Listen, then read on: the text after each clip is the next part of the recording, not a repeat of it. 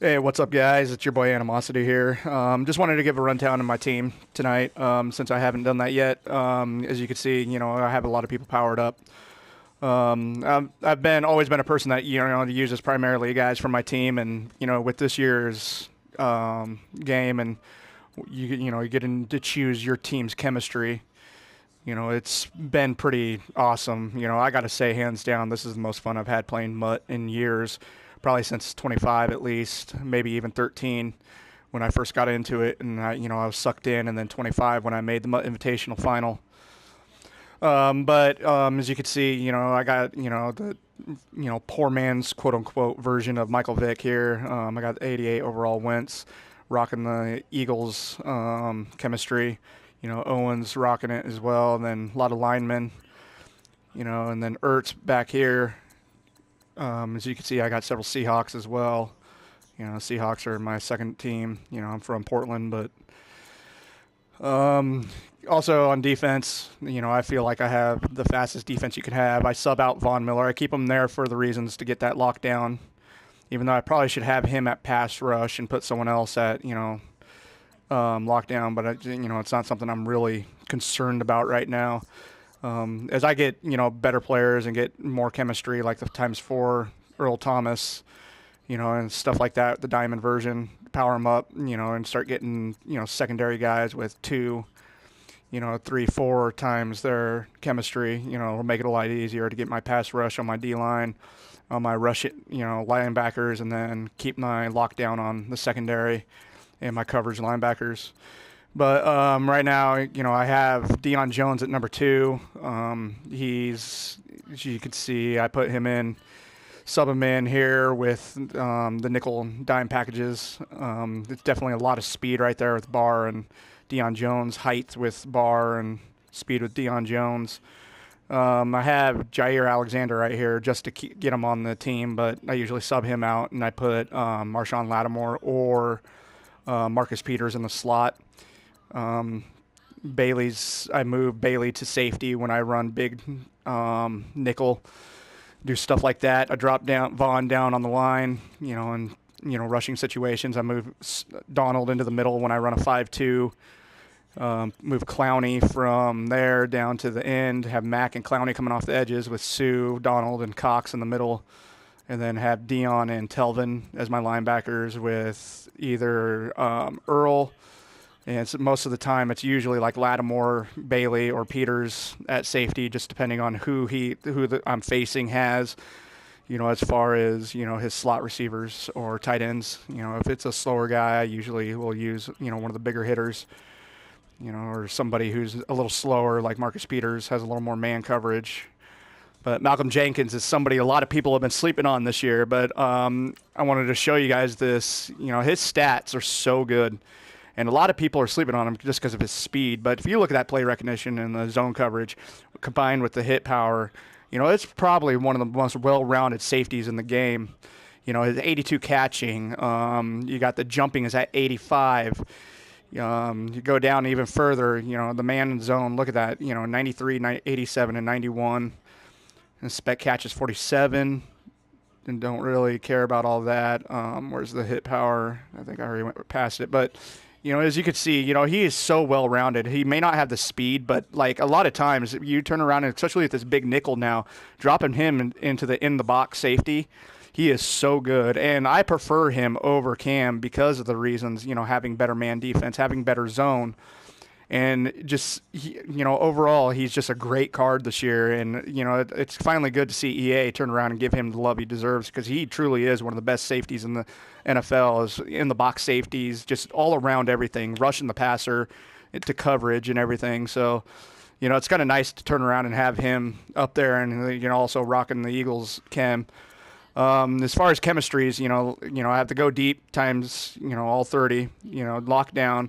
Then I have 15 Eagles, and then I have Eagles passing, which I don't see a lot of people talking about, your jerseys and your stadium and all that being an asset as far as, if you're really going heavy into training, and especially if it's a team that you like that has a lot of elites this year and is going to have a lot of power-ups, which I mean, obviously the Eagles are going to, being defending Super Bowl champs, and you know they're going to turn around and get more cards. There's a lot of popular guys on the Eagles, and so you're going to see that a lot more. But with Vic being able to, for me to have him as high as I can with, Eagles cam, also with Carson Wentz, I'm going to get the Journey one here soon.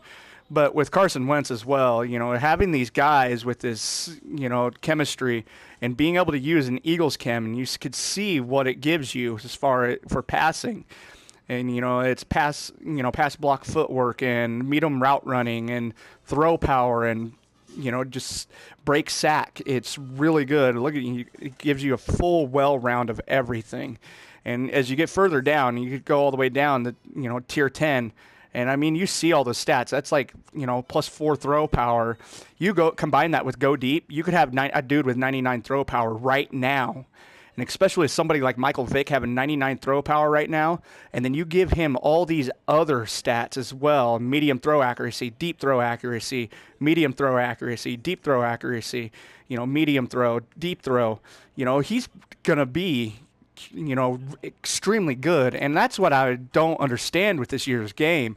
If EA is giving us all these stats with all these chems and you do it all out, we're going to have in-game cards literally within a month. And I don't know how I feel about that right now. I mean, it's going to give us the meta sooner. It's going to give us the ability for any competitor or just anybody playing the game to know what the game's going to play like against super cards. And that's definitely where we're heading right now with the way that these chems are coming out, specifically for teams, specifically for a certain aspect on a team, with lockdown and just the way that we can turn around and cater our teams to exact specifications that we want.